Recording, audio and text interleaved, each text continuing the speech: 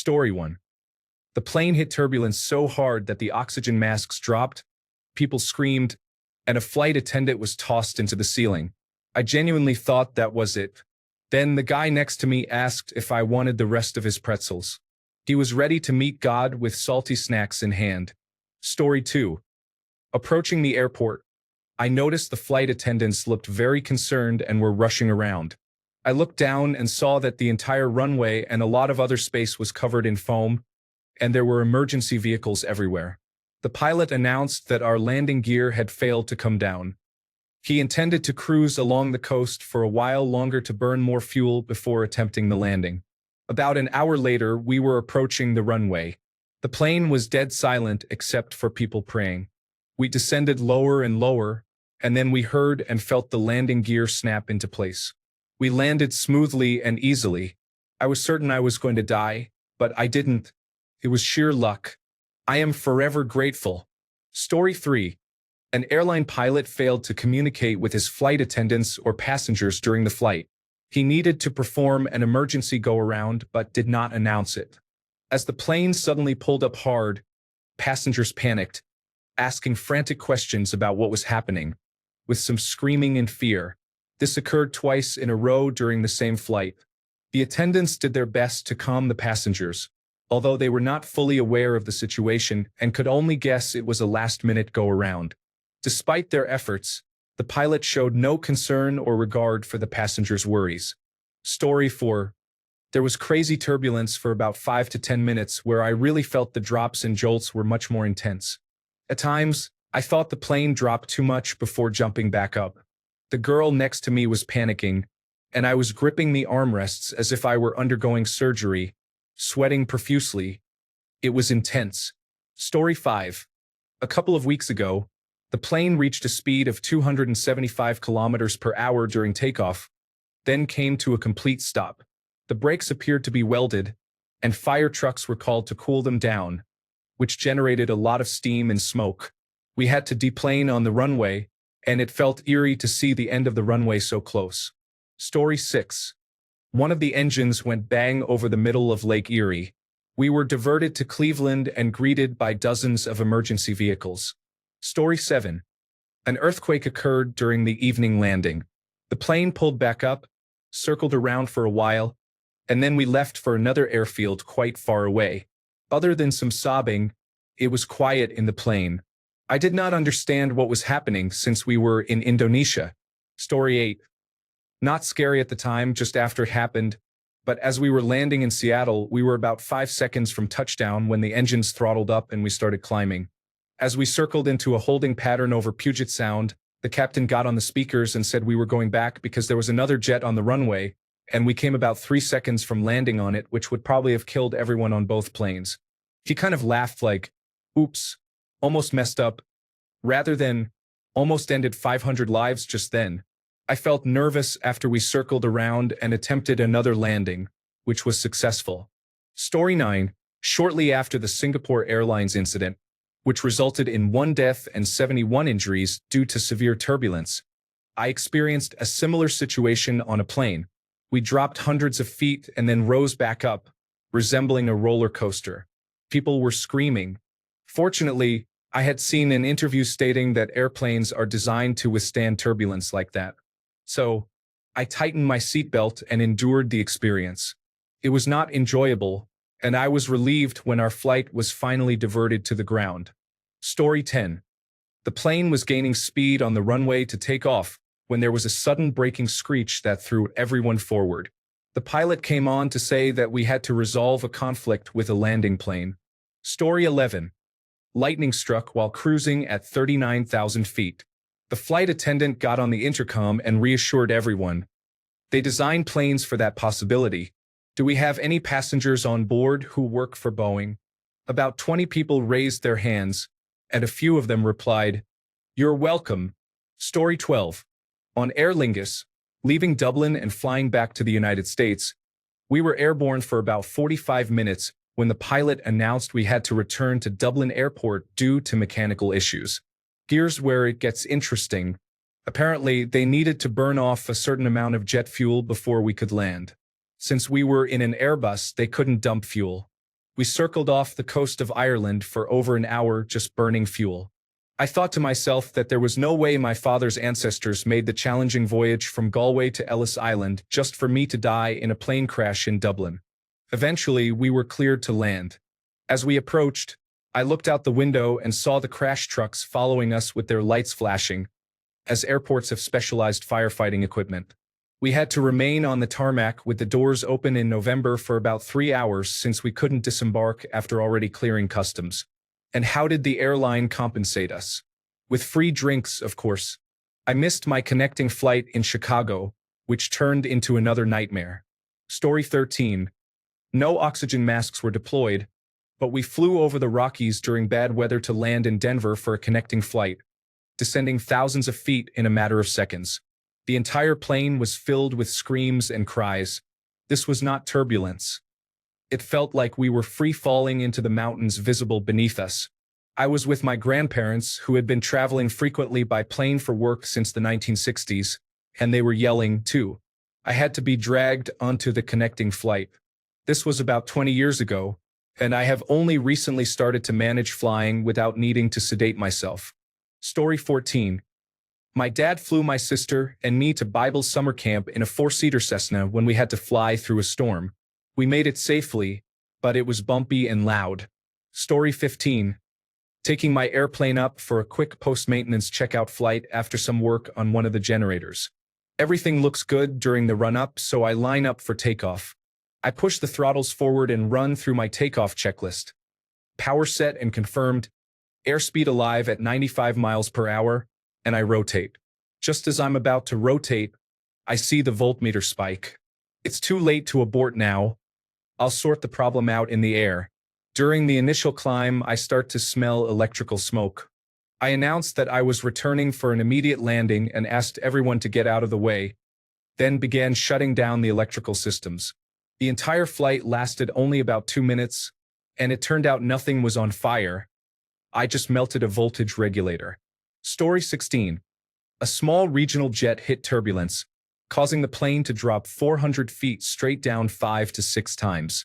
All I could do was clutch my armrest and watch the soda cup on my tray table start to levitate. It might not be scary for frequent flyers, but at 18 years old and on my first solo trip, it was frightening. Story 17. Aerosinusitis. I thought I was having a brain aneurysm. It was the most intense pain I have ever felt. It was so severe that I called a flight attendant over because I thought this was how I was going to die. It had never happened before and has not happened since. It felt like someone was inside my head trying to dig their way out with a pickaxe. Story 18. Return flight, 1 hour prior to departure. I feel a little sick and might need to rest when I get home. On the plane, waiting for takeoff, my head hurts. As the plane leaves the gate, I feel like I'm going to pass out. I wake up to the repeated questions of, do you take any medications? Do you have a history of seizures? What is your name? While I'm continuously vomiting into a bag and have soiled myself, the plane returns to the gate, where an emergency room nurse tried to help me. An ambulance met us, and I barely made it to the stretcher. I went to the emergency room and stayed there for several more hours of vomiting. I received an intravenous line and anti-nausea medication before being discharged. Thank goodness my mom found me a hotel that would let me check in early. I had a tense ride from the hospital to the hotel, rebooked my flight, slept for 12 hours, took anti-nausea medication, cold and flu medicine, smoked some marijuana, and prayed I wouldn't vomit or pass out on the next flight attempt. I still have no idea what happened, but I feel very bad for the passenger next to me. It must have been the worst middle seat experience ever. Story 19. A lightning strike disabled an engine, resulting in a heavy crosswind landing on one engine. It was the first time I felt nervous enough to feel like I might be sick. Story 20. Sitting with 5 young children in the seats around me, I was concerned for my mental health amidst all the crying and screaming. I had paid for a better seat but still felt unfortunate. Story 21. My first trip to California involved switching planes in Salt Lake City. The flight was delayed, and the crew explained it was due to an oil leak. They were going to change the filter to see if that fixed the issue. If you've ever been to Salt Lake City, you know that flights are over mountains. I didn't want to be on a plane that leaked oil, causing the engines or hydraulics to fail and potentially crash into the mountains. I just wanted to go to California. Story 22. I attended Army jump school when I was 18, and I was very afraid of heights. I can still remember the sick feeling I had while standing up and preparing to jump. Story 23. There was severe turbulence in a propeller plane. I remember hitting my head and the seatbelt pressing against me. It happened so quickly, with no screams, just gasps. The cabin fell silent, and then the pilot said, "Sorry, folks, that shouldn't happen again." What a rush of adrenaline. Story 24. There was a medical emergency on board, and they were asking for doctors and medical personnel to assist. I was too far from the commotion to fully understand what was happening. But we landed, and they had us all sit there while medical staff came on board with a gurney to get the patient off the plane. As a nervous flyer, the whole situation just unsettled me. Story 25. It was my first time flying. We boarded the plane, but after a couple of hours, we were told to get off because the plane had a mechanical issue. We sat in the waiting area for a few more hours before boarding another plane. After a couple of hours, we had to get off again because that plane also had a problem. After waiting a few more hours, we were asked to get back on the first plane because it was less broken. It was a mildly terrifying first flight. Story 26. I have flown this trip a dozen times before, never finding it interesting. But this time, the takeoff was rough, to say the least. Once airborne, I texted my wife I love her. The plane was swaying left to right like crazy, and sometimes it would just drop from the sky like a heavy object. During landing, I was gripping the seat handles as if it would matter. I think it was a trainee on his first flight, but this was one rough landing. It felt insane on the way down. The runway was treated like it owed the plane money, and the braking was abrupt, as if a parent crossed the runway with a newborn in a stroller. There was also turbulence, causing sudden drops in altitude. During the entire landing phase, I actually texted my wife that it had been relatively long since the last accident, so by the numbers, it was bound to happen soon, and this might have been the day. Well, I am still alive and kicking, but that flight is now my standard for measuring all unpleasant flights. Story 27. I was sitting in the aisle seat. The man in the middle seat had his wife cutting his fingernails on the plane, and then he fell asleep on my shoulder. Story 28. It was scary for us, but the pilot knew what he was doing. I grew up in a very small town with about 80 people. I was the only girl in town, and there was a group of 5 of us, including my brother, who were best friends. One of the boys wanted us to go to his grandfather's house for a week, so we all packed our things and went. We worked for him, and at the end of the day, he said it was time for fun and took us to the barn where there was an airplane. I had no idea what kind it was. I had never been on a plane before. Everyone was so excited except for me. I was terrified, but of course I didn't want to appear scared in front of all these boys, so I went along with it. We all boarded, got situated, and he took us up. It was fairly neat, and I was relaxing a bit until he said to hold on tight. He then did a loop, and I became incredibly dizzy. I felt like I was going to vomit. Thankfully, I was able to hold it back. When we landed, none of us could walk properly. We all laid on the floor in the bedroom and ended up getting sick on one blanket. Nobody could walk. I vowed I would never fly again. Story 29. I was in my early 20s in the Air Force and traveling commercially. I sat next to a United States Army Staff Sergeant with a thick Scottish accent, who was obviously drunk. He grew increasingly abusive towards the stewardess during the flight. He outranked me, which put me in a conflicting situation. If he continued and I intervened, it might lead to an altercation, though I was pretty sure I could hold my own. However, it could also result in trouble for me. If I didn't intervene, that could also get me in trouble. Fortunately, he finally passed out and stayed that way until we landed. He was one of the worst examples of a uniformed individual I ever encountered. Story 30. In 1995, we flew a recently restored North American B-25J named How About That? This was the 4th flight following its restoration. I was the bombardier, and we went out to the desert in Southern California in a three-ship formation to drop sand-filled bombs between storms. We encountered turbulence so violent that I hit my head against the plexiglass in the bombardier compartment, cracking it and popping the retaining clips. The wings were moving violently up and down, and all I could think was that I might either go through the plexiglass and fall to my death, get chopped up by the propellers, or that a wing was coming off and we were all in serious trouble. After the flight, everyone expressed the same sentiment. I thought we were going to die. 2 weeks later, we won Grand Champion Warbirds at Oshkosh. I have had other close calls flying Warbirds, but that was by far the scariest. Story 31. Coming in for a night landing at George Bush Intercontinental Airport. I looked out the window about 30 to 40 feet above the tarmac when the plane started tilting from side to side. Suddenly, the plane aborted the landing and climbed rapidly. Now the plane was thousands of feet high, circling over Houston. The flight was out of Midland, filled with businessmen, largely from the oil and gas industry. Everyone had their earphones in and was on laptops. No one seemed concerned or was talking. After about 15 minutes of flying over Houston, the pilot finally got on the intercom and announced that the plane had encountered the tailwind of a much larger aircraft that was simultaneously taking off in front of us during our landing.